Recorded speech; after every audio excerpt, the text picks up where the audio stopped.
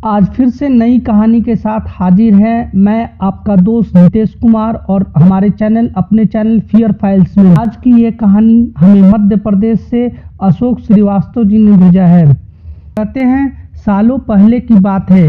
एक लड़का किसी कंपनी में मैनेजर था। उसका कहना था कि भूत जैसा कुछ होता ही नहीं है, यह सब लोगों के दिमाग का वहम है। एक दिन ऑफिस में ज़्यादा काम था, जिस वजह से वो घर रात को लौट रहा था। बाइक से आराम से रात को घर जाते जाते अचानक एक सुनसान सड़क पर उसकी गाड़ी खराब हो गई। रात का समय था, कोई गाड़ी ठीक करने वाला नहीं मिलेगा। सोचते हुए वो अपने बाइक को खींचते हुए पैदल चलने लगा। कुछ ही दूर पहुंचा ही था कि उसे एक बस स्टॉप के पास कोई फकीर बैठा हुआ दिख गया। काफ़ी देर से बाइक खींच रहे लड़के ने भी सोचा थोड़ी देर इधर ही इंतज़ार कर लेता हूँ। वो इधर उधर देखने लगा, लेकिन चारों तरफ सुनसान थी। तो जाकर वो सीधे फकीर के पास बैठ गया और उससे बातें करने लगा। दोनों के बीच करीबन 10 मिनट तक बात हुई और उसी वक्त भूतों का जिक्र भी आ गया। हंसते हुए लड़के ने कहा कि भूत जैसा कुछ नहीं होता और ना ही मैं इन्हें मानता हूँ। ये सारी झूठी वहम और अफवाह है। फकीर ने लड़के की तरफ हैरानी से देखा और बोला, तुम भूत को नहीं मानते हो? वो एक अलग बात है। अगर तुम ऐसा कहोगे कि भूत होते ही नहीं हैं तो यह सरासर गलत है। लड़का फिर से हंसा और पूछने लगा कि भूत होते हैं तो दिखते क्यों नहीं हैं? क्या आपने कभी भूत देखा है? क्या आप मुझे दिखाएंगे एक भी भूत? फकीर के मन में हुआ कि इसे आज भूत दिखा ही देता हूँ। उसने लड़के को अपने पीछे चलते रहने के लिए कहा और आगे शमशान की ओर बढ़ गया।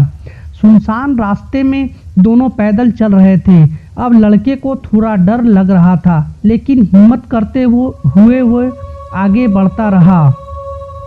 कुछ ही देर में दोनों शमशान पहुँचे। वहाँ कई मुर्दा जल रहे थे। फकीर ने उस लड़के को एक जगह पर बैठाया और कहा कि यहाँ कुछ देर पहले ही एक लाश जली थी। अब तुम्हें यहाँ मैं भूत दिखाऊंगा। फकीर ने फटाफट वहाँ पर कील गाड़कर एक धागा बांध दिया। अब धागे का आखिरी हिस्सा उस लड़के के हाथ में थमाते हुए कहा, धागे की सीधे में मैंने 4 बतासे रखे हैं। इन्हें खाने के लिए 4 आत्माएं आएंगी। जब तक आत्मा इन बतासों को पूरा ना खा ले तब तक तुम इस धागे को बिल्कुल भी मत छोड़ना, वरना तुम्हारे साथ बहुत बुरा होगा। इतना कहकर फकीर ने लड़के को आंखें बंद करने के लिए कहा और खुद मंत्र पढ़ने लगा। लड़के को फकीर की बात सुनकर थोड़ा डर लगने लगा, लेकिन वो फिर भी सोचा कि ये मजाक कर रहे हैं। लेकिन वो धागे को तेजी से पकड़कर आंखें बंद करके बैठ गया। कुछ देर मंत्र पढ़ने के बाद साधु ने उसे आंखों को खोलने के लिए आवाज़ लगाई। लड़के ने जैसे ही आंख खोली तो सामने 4 आत्माएं बतासे खा रही थी। उसे इस सब पर विश्वास नहीं हो रहा था। तभी उसकी नज़र एक आत्मा पर पड़ी। वो कोई और नहीं, उसका पड़ोसी था, जिसकी मौत 2 दिन पहले ही हुई थी। उसे देखते ही लड़के के हाथ से वो सफ़ेद धागा छूट गया। उसने घबराहट में आसपास उस फकीर को देखा, लेकिन वो मंत्र पढ़कर जा चुका था। अब डर के मारे वो तेजी से अपने घर की ओर दौड़ने लगा। इस दौरान उसे बार बार उसका नाम लेकर पीछे से कोई आवाज़ें दे रहा था, लेकिन वो मुड़ा नहीं। किसी तरह से वो बहुत डरे सहमे घर पहुंचा। सुबह हो गई थी। सुबह सबसे पहले उसने शमशान की घटना के बारे में अपने मम्मी और पापा को बताया और सोने के लिए कमरे में चला गया। कुछ देर बाद जब उसकी आंखें खुली तो वो शमशान में ही था। वो कैसे दोबारा शमशान घाट पहुंचा किसी को नहीं पता, लेकिन उसी दिन से लड़के की तबीयत दिमागी रूप से खराब रहने लगी। फिर उस लड़के के माता पिता ने बाद में उस फकीर बाबा को खोजकर मान इज्जत से घर बुलाकर खाना खिलाया और उनसे माफ़ी मांगी।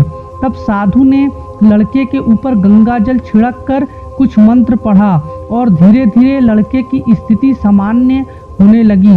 और फिर लड़का भी साधु से माफ़ी मांगा और बाद में सब कुछ सामान्य हो गया और साधु वहाँ से चले गए।